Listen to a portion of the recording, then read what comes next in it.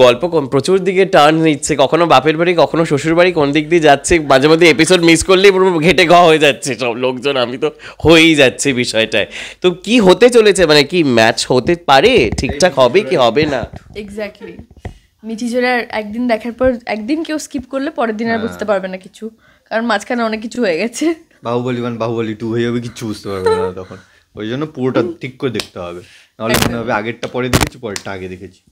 সম্পর্ক কি ঠিক হতে পারে কি হবে না, মানে রায় কি ঠিক মানে মেনে নেবে বিষয়টায়, ঠিকঠাক কি হতে পারে? আমার অনির্বাণে দর্শক কি চায়, দর্শকের চাওয়াটাই আমার কাছে ম্যাটার করছে, আমাদের সবার কাছে।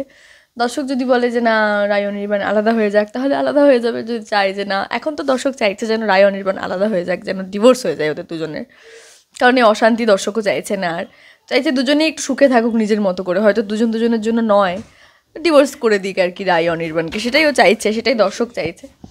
তো দেখা যাক কী হবে, সেটা আমরাও বলবো না এখন। আচ্ছা, রিলেশনশিপের ক্ষেত্রে মানে এই জিনিসটা ব্যক্তিগতভাবে কিভাবে তোমরা কলটা নাও? পৌষ্মিতা তুমি প্লিজ চলে আসো না এখানটা, পৌষ্মিতা চলে আসো। আবার ঝগড়া, মানে তোমার কি মেয়ে জামাই ঝগড়া ছাড়া শান্তিতে বাঁচতে পারবে না, থাকতে? ওই ঘরেই তো কথা হচ্ছিল যে মানে আমি মানুষ করতে পারিনি, এবার মানে আমি বলছিলাম যে নীলুটা কেমন বদলে গেল না, তো তার ছোট মেয়ে বলছে যে আমাকেও তো মানুষ করতে পারো না। বললাম না, তোকে মানুষ করেছি, যে ডাক্তার হয়েছিস।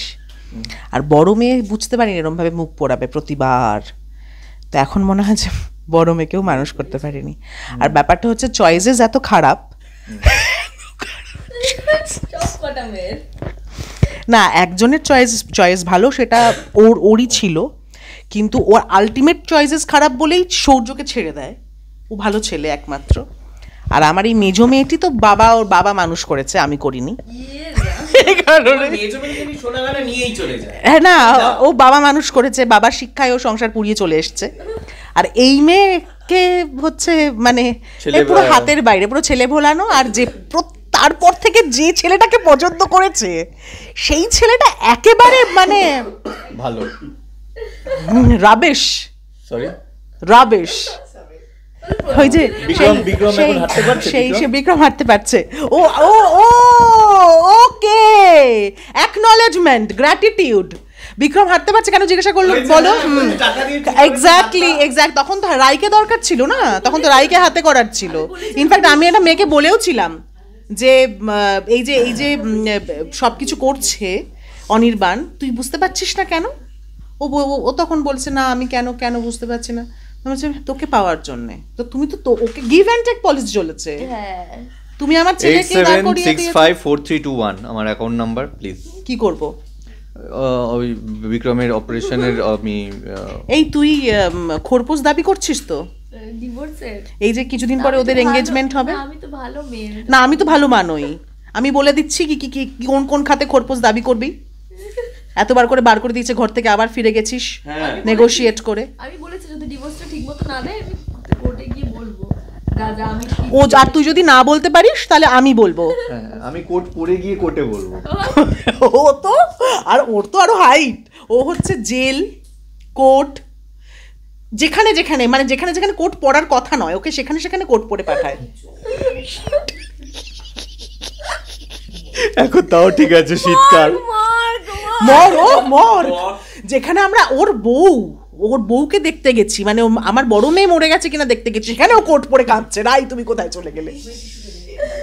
মানে কত খারাপ চয়েসেস, বুঝতে পারছো? সর্বার্থে মানুষ খারাপ, ড্রেসিং সেন্স খারাপ। আর কি খারাপ তোমার মনে হয় অনির্বাণ? আমি প্রথম যাকে মানে আকাশ সমান ভালোবেসেছিলাম, তাকে সত্যি ঠিক নয় এটা, যাকে আকাশ সমান যাকে ভালোবেসেছিলাম, সে সত্যি ভালো ছিল বলেই আমি তাকে নীলুর সাথে বিয়ে দিয়েছি, তার বিয়ে। কারণ নীলু ওর থেকে ভালো ছেলে আর কাউকে পেত না পুরো পৃথিবীতে, না সেটা আমি জানতাম।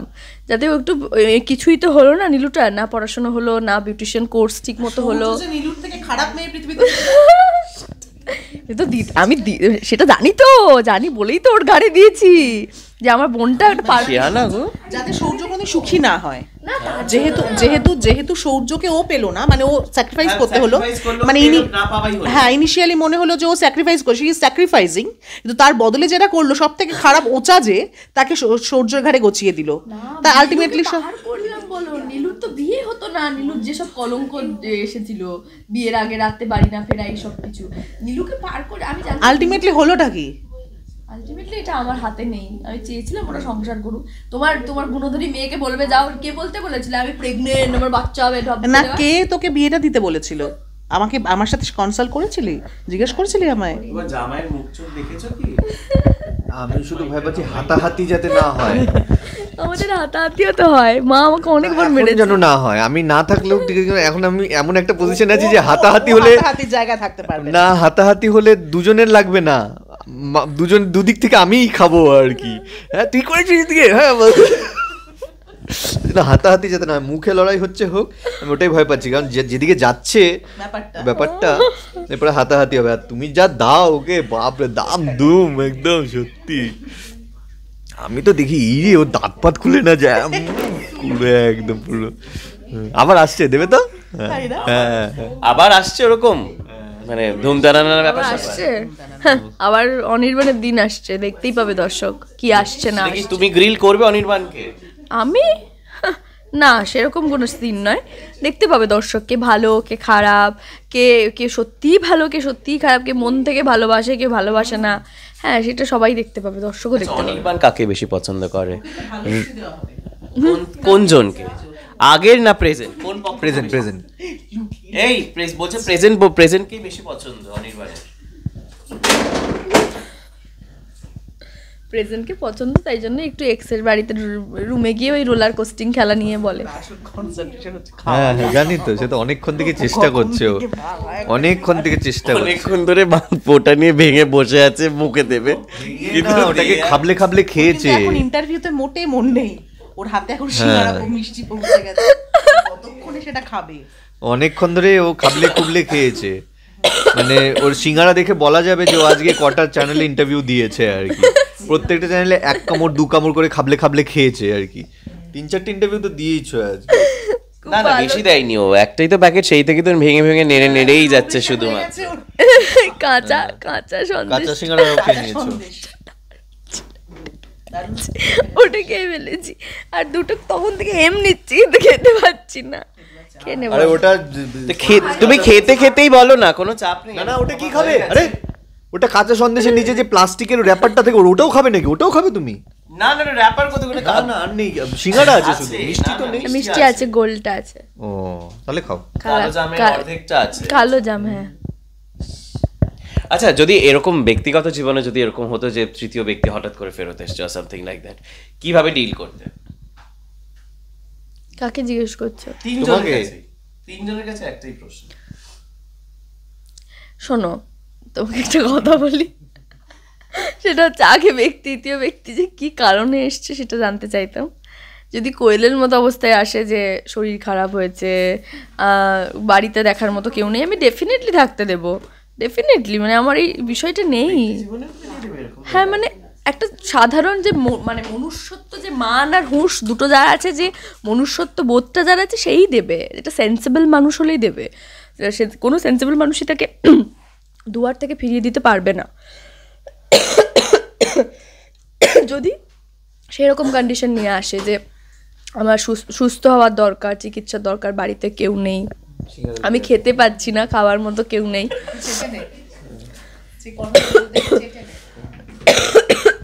খুব কাশি হচ্ছে, সরি, তুমি ওদের কাছ থেকে নিয়ে আসো। হয়ে গেল, গেলে না বাড়ি? তুমি কি করতে? না ঢুকতে দিতাম না, আমি তো প্রথম দিনই বললাম যে না না না এখানে রাখা হবে না, এখানে থাকতে দেওয়া হবে না। ব্যক্তিগত জীবনেও তাই, একদমই না, একদমই তো থাকতে দেবো না, রাখবো তো হবে না, মনে তো হচ্ছে না বিষয়টা। না না না একদমই তুমি কনভিন্সিং লাগছে না। সে যার যেরকম লাগবে, যার যেরকম লাগবে। আমি তো কারণ প্রথমত হলো একার খরচা আর দুজনের খরচা অনেক ডিফারেন্স, ঠিক আছে? হ্যাঁ, একার খরচার কথা ভেবে তুমি রাখতে পারবে না, সেই কারণে ও থাকলে পরে চাপ আছে, চাপ আছে, একদমই না, না একদম না। ও এটা কি অন্য কিছু ও আমি আমি আমি আমি আমি খুবই স্পন্টেনিয়াসলি ডিল করতাম বিষয়টাকে।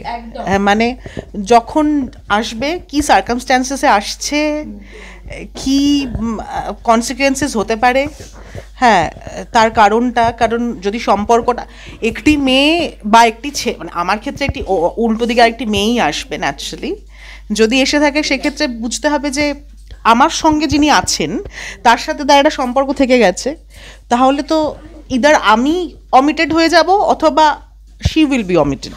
এখানে একসাথে থাকার কোনো প্রশ্নই ওঠে না। এটা তো কোনো মানে ইয়ে নয়, কি বলে ওটাকে, মানে কম্পিটিশন নয় না, এটা তো কোনো ওই খোলা খাতা নয় যে আসবে সেই অ্যাডেড হতে থাকবে এরকম নয়।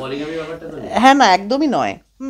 একটা মিনিমাম পজিটিভনেস তো থাকেই সব ক্ষেত্রেই, আর তারপরে বিচ্ছিরিভাবে কাজ করতে থাকে একটা সময়ের পরে অধিকার বোধগুলো। আমাদের সব থেকে মানে কনজারভেটিভ আমরা যে জায়গাটায় হয়ে যাই সেটা হচ্ছে অধিকার বোধের জায়গায়, সেটা নেগোশিয়েটেড হয় না। ও কিন্তু ওইদিকে সিঙ্গারার সাথে নেগোশিয়েট করছে না।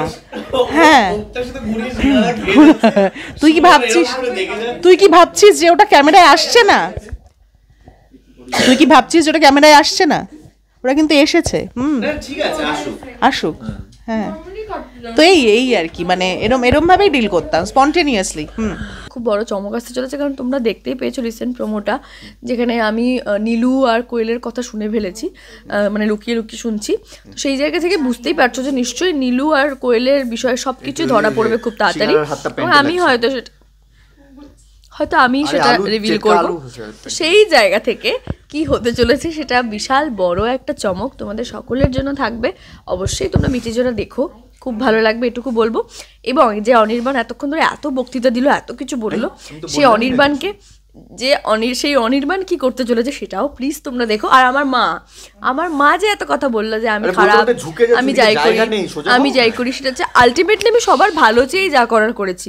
ইভেন আমি এটাই করি যে মানে সহজ সরলভাবে সব করি, এত কিছু না ভেবে। লোকেরা সেটাকে জটিল করে নেয়, তো সেই চায় সবার, কিন্তু ভালো কারোর হয় না। এটা ঈশ্বরকে চাওয়া আর হওয়ার মধ্যে যে ডিফারেন্সটা সেটা কোনোদিন বুঝে উঠতে পারলো না। তা আমি নতুন বছরে সবাইকে শুভেচ্ছা জানাতে চাইবো, এবং আমি চাইবো যে আমার মেয়েটা বুঝুক, নতুন বছরে রেজলিউশন নিক যে ওর ভালো চাওয়াগুলো আমাদের সাথে আগে ডিসকাস করুক, যাতে আমরা আমাদের মতামত জানাতে পারি। হ্যাঁ, আর নতুন বছরে আমি প্রত্যেকটা ইন্টারভিউতে এটা বলেছি যে দর্শকরা আমাদের ঈশ্বর। আমাদের যা যাবতীয় হাসি মজা, কান্নাকাটি, অভিমান, স্ক্রিপ্ট, ক্যামেরার সামনে দাঁড়ানো, সব কিছুই দর্শকদের জন্যে। এবং মিঠিঝোড়া এতগুলো, মানে প্রায় এক বছর 2 মাস মতো হতে চললো, এটা এতদিন ধরে দেখছেন আপনারা, সেটা দর্শকদের জন্যেই, এবং আমাদের মিডিয়ার বন্ধু বান্ধবদের জন্য, যারা এসে আমাদের ইন্টারভিউ নেন, আমাদের এই মেকআপ রুমের গল্প আড্ডা সব কিছু আপনাদের কাছে পৌঁছে দেন, কারণ আপনারা জানতে চান। তাই আপনারা মিঠিঝোড়াকে ভালোবাসুন। নতুন বছরের অনেক অনেক শুভেচ্ছা, এবং মিঠিঝোড়াও চলতে থাকুক, সিঙ্গারা খাওয়া, মিষ্টি খাওয়া সব চলতে থাকুক, বেশ এরকম ভাবেই চলতে থাক। আর সুমা, নরমভাবে দেখো না, তোমারও একদিন সময় আসবে সিঙ্গারা খাওয়ার। তুমি আমার আসল বন্ধু। Very good. আমি একদিন নিশ্চয়ই সিঙ্গারা খাবো, আর সেটা তখনই সম্ভব হবে যখন আপনারা রেগুলার মিঠিঝোড়া দেখবেন। আর দেখতে থাকুন মিঠিঝোড়া, আমাদের সঙ্গে থাকুন, পাশে থাকুন, আমাদেরকে নিজেদের ঘরে মনে জায়গা দিন। আর সোম থেকে শুক্র রাত 9:30 জি বাংলায় চোখ রাখুন মিঠিঝোড়ায়। Thank you. আর এরকম নানান এন্টারটেনমেন্টের রেগুলার ডোজ পেতে হলে অবশ্যই চোখ থাক শুধুমাত্র দি ওয়ার্ল্ড নিউজে, কারণ খবর এখন এখানেই। ক্যামেরা সৌম্য সঙ্গ, দি ওয়ার্ল্ড নিউজ, কলকাতা।